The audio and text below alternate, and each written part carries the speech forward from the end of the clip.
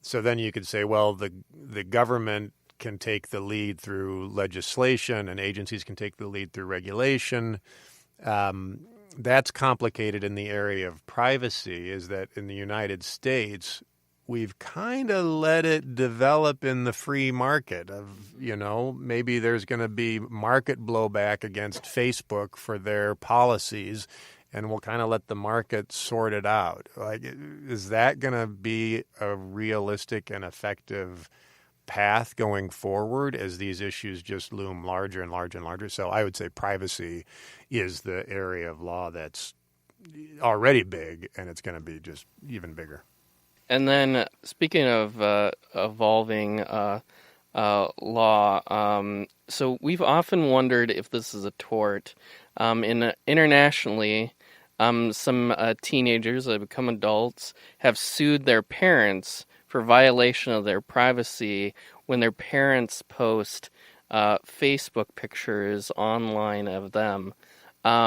We've only seen it so far. I've only been able to see data so far from places like, I think it was in Australia or maybe Austria. There were a couple cases like this that went through. Can you think of how that might evolve to posting pictures of your child online that might be embarrassing, and then they someday sue you? I'm speaking because Hannah, one of our co-hosts, she really wants to sue me and my wife when we put her embarrassing pictures of our child online. So she is completely ready to defend my daughter at any moment. At least in American jurisprudence, I do not believe you and your wife have to worry about liability anytime soon.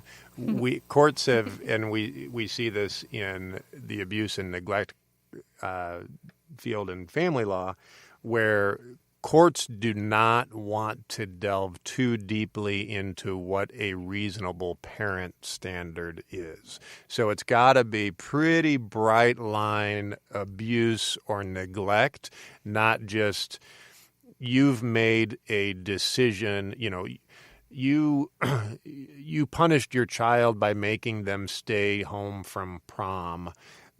That was the intentional infliction of emotional distress. Like, no, courts they're not doing that. And I would say it's similar with social media posts of your children. Now, the path could be that at some point legislatures want to put out some regulations on that, and maybe they require the social media platforms to avoid posting, like you already can't post, super sexual pictures. Maybe they expand that for a certain category of pictures of children under the age of 12 or so. I mean, they could do that in a regulatory mindset, but in terms of common law liability, I just do not see that happening. Well, isn't the threshold for an extreme emotional distress pretty high to get? Yeah.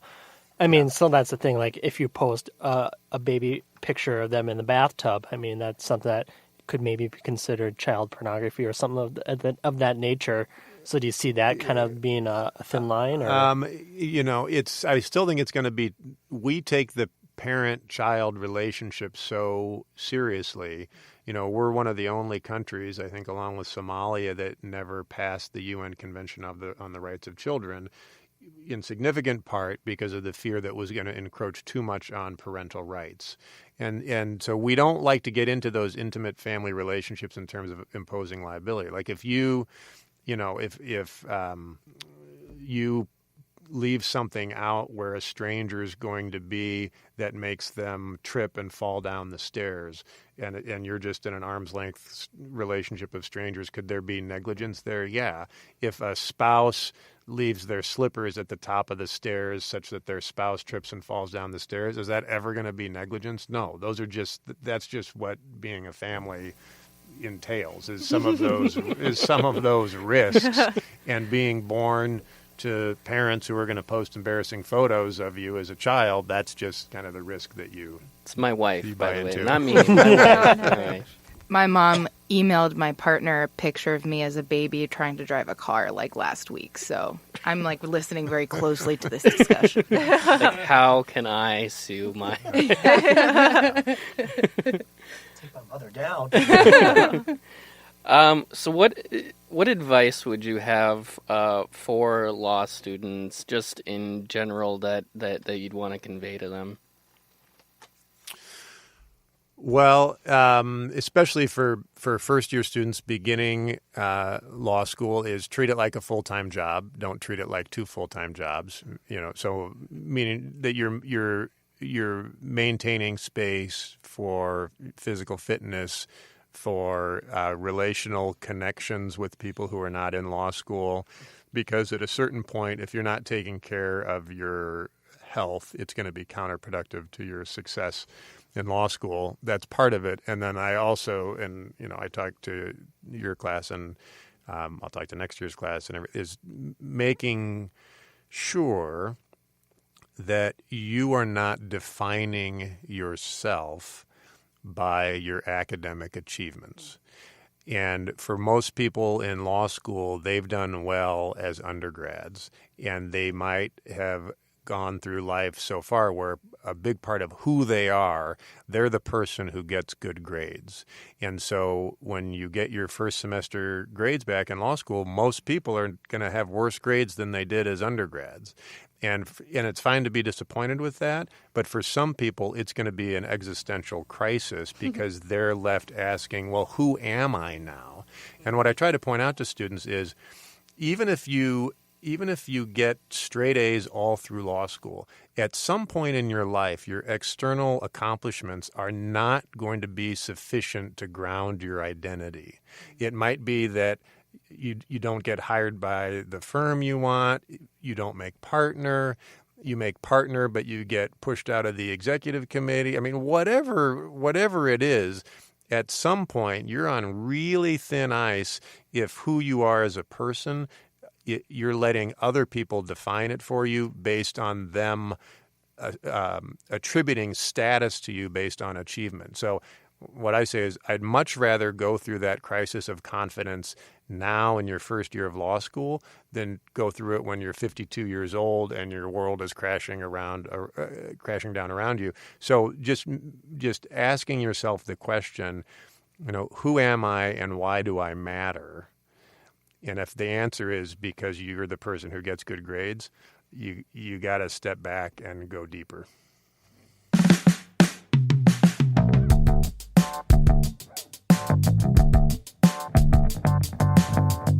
Before we begin, please visit us on social media at Cold Call Lawcast. You can find us on Twitter, Facebook, and Instagram. Tell us what you think of our podcast or ask us a question.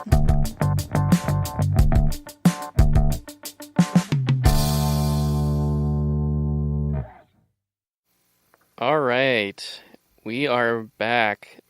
Dean Vischer, what are your thoughts on the Socratic method?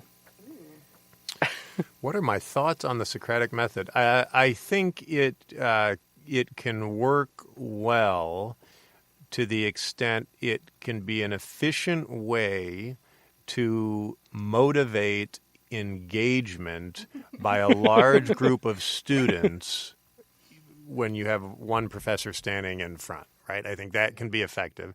It's also effective in that it helps students transition out of this is an overstatement. I don't mean spoon feeding pejoratively, but in many undergrad experience where it's more about the provision of information and the provision of knowledge than it is about training autonomous learners to think critically about knowledge.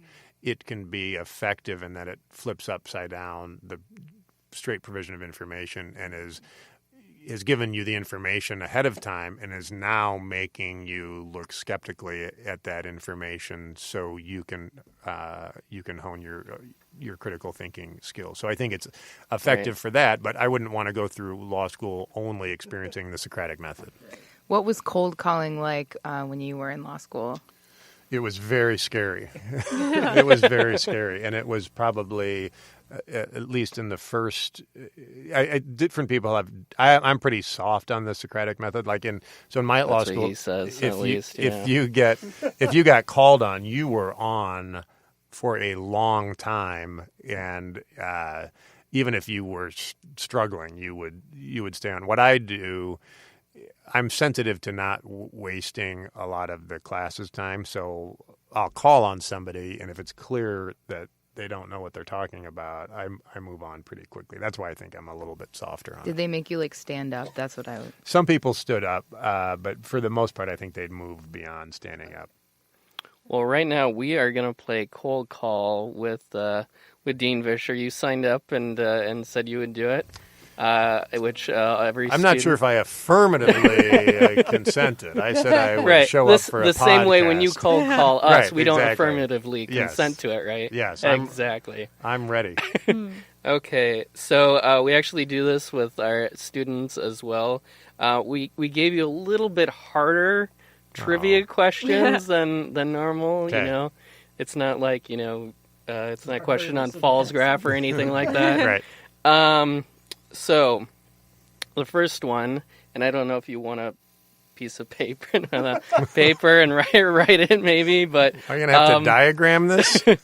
Calculator? Name the Supreme Court justices who sat on the court the year you graduated law school.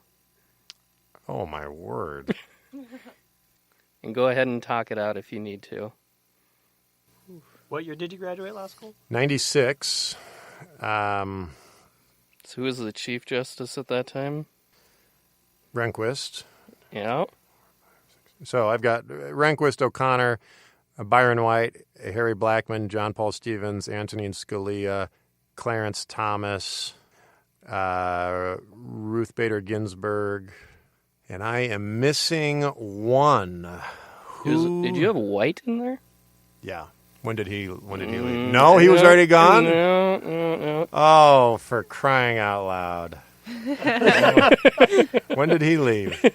I think, the person I'd say I think is the one who replaced him. Oh, But okay. I think it was 94. Oh, Souter.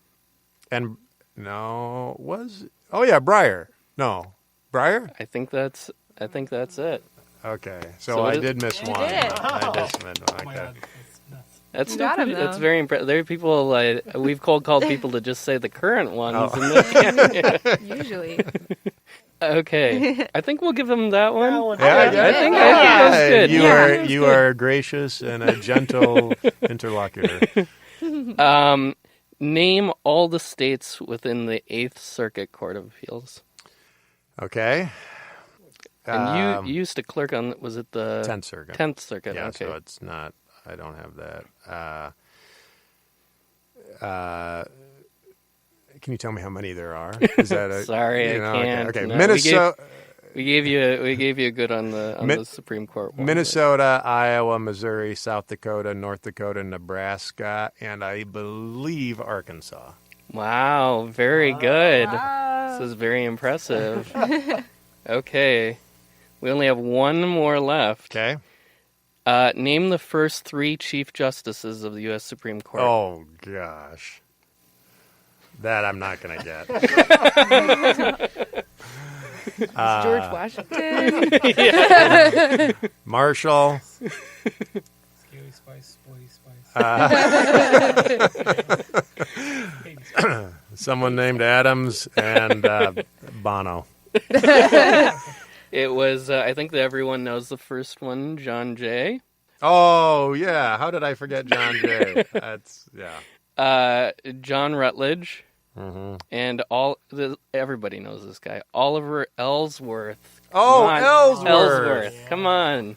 That is disappointing. I am literally hanging my head in shame if I could do so and still speak into the microphone. I wasn't sure if you were being facetious or not, and I was like, "Oh, should I know about this?" No, I do not. I would not have gotten those if you gave me an hour to name all 3.